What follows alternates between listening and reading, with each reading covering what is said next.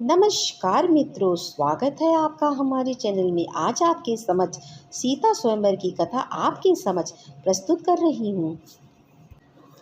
मिथिला नरेश राजा जनक ने अपनी पुत्री सीता का विवाह हेतु स्वयंवर रचाया था, जिसका निमंत्रण उन्होंने महर्षि विश्वामित्र को भेजा था। उस समय श्री राम और लक्ष्मण ऋषि विश्वामित्र के साथ उनके आश्रम में रहते थे, इसलिए उन्होंने सोचा कि श्री राम लक्ष्मण को भी मिथिला में उनके साथ चलना चाहिए। उसके बाद ऋषि विश्वामित्र राम और लक्ष्मण के साथ मिथिला नगर में पहुंचते हैं, जहां पर राजा जनक अतिथि के रूप में उनका स्वागत करते हैं।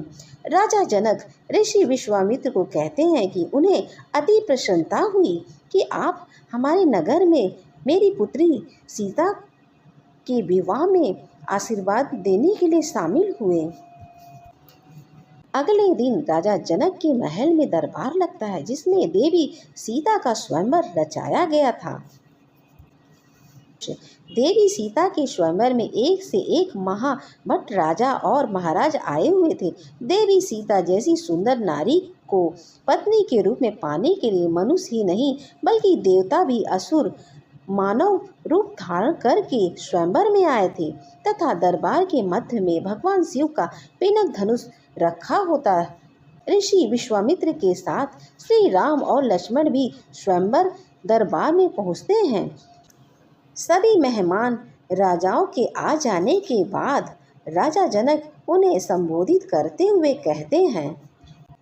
सीता स्वयंवर की शर्त।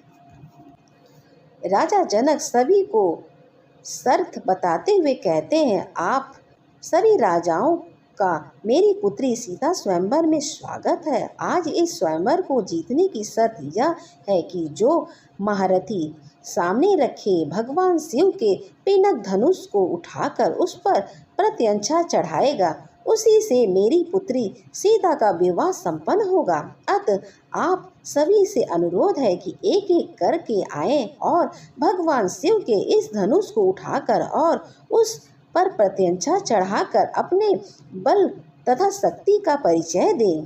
राजा जनक की ये घोषणा सुनकर सभी राजा एक एक करके आते और धनुष को उठाने का प्रयास करते, लेकिन भगवान शिव के उस धनुष को उठाना या प्रत्यंचा चढ़ाना तो दूर, कोई भी राजा महाराजा उस धनुष को हिला तक नहीं पाया। लक्ष्मण जी को आया क्रोध। बहुत समय बीत जाने के बाद जब कोई राजा उस धनुष को हिला नहीं पाया तो महाराज जनक को क्रोध आ गया। उन्हें लगने लगा कि कोई भी इस शिव धनुष को उठा नहीं, उनकी पुत्री सीता अविवाहित ही रह जाएंगी। यही सोचकर उन्होंने वहां उपस्थित सभी राजाओं की निंदा करना शुरू कर दिया। उनमें से कोई भी लायक पुरुष नहीं है जो शिव धनुष को उठा सके।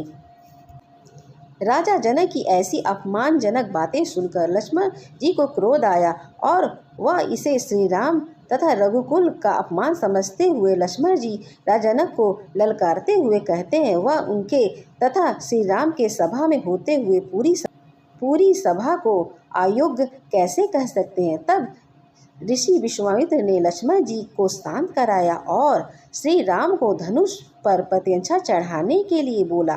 श्री राम विनम्र भाव से ऋषि विश्वामित्र जी को प्रणाम कर शिव धनुष की तरफ बढ़ते हैं तो वहां उपस्थित राजा उनका उपहास करने लगते हैं, क्योंकि कहा जाता है कि उस समय भगवान राम की आयु लगभग 16 से 17 वर्ष की थी।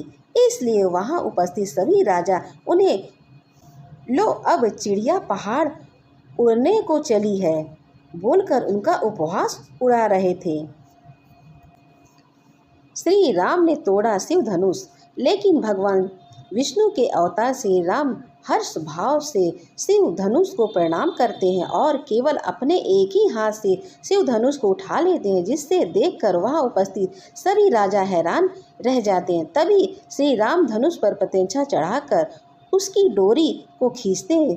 उसी वक्त शिव धनुष टूट जाता है और स्वयंवर की शर्त के अनुसार देवी सीता और श्री राम का विवाह हो जाता है। माता सीता श्री राम को वरमाला पहनाती हैं, श्री राम को अपने पति के रूप में स्वीकार करती हैं। यह देखकर राजा जनक तथा उनके परिवार जन की खुशी की कोई सीमा नहीं रहती है। देवी सीता तथा श्री राम का विवाह। तब राजा जनक ऋषि विश्वामित्र को बधाई देते हुए उनका अभिनंदन करते हैं तथा श्री राम और देवी सीता के विवाह के आगे कार्यक्रम के बारे में पूछते हैं। ऋषि विश्वामित्र राजा जनक को कहते हैं कि हे जनक, यह विवाह तो शिव धनुष के अधीन था। धनुष टूटते ही विवाह तो हो चुका, लेकिन फिर भी अपने कुल के रीति रिवाज के अनुसार ही आगे का कार्यक्रम बनाइए।